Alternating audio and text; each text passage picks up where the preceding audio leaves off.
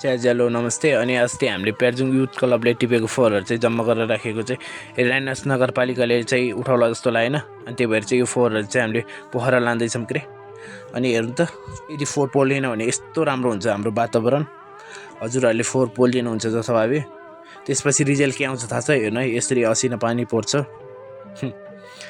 बिजोग बनाउँछ त खेतीपाती त बाबा। हेर्नुहोस् त, यस्तो हुन्छ कि तपाईँहरूले यस्तो सानो गल्तीले हावाहुरी हेर्नु चाहिँ मौसम यस्तो परिवर्तन भइदिन्छ कि त्यो तपाईँहरूले पोलेको धुवा के अरे सबै ठाउँमा जान्छ, सबैलाई प्रदूषण गर्छ। हेर्नुहोस् त, यस्तो हुन्छ के अरे यहाँले पनि जथाभावी फोहोरहरू नफालिदिनु होला, नपोलिदिनु होला के अरे। अनि हामीले जम्मा गरेको फोहोर चाहिँ राइनस नगरपालिकाले नलाने भएपछि त अनि हामी आफै नै गोपी दाई, म अनि प्यार्जुङ युथ क्लब मिलेर चाहिँ हामी सबै फोहोरहरू चाहिँ जलाउन दिँदैन नि त। योबाट त धेरै असर पर्छ, अगाडि पनि देख्नुभयो भने भिडियोमा असर पर्छ।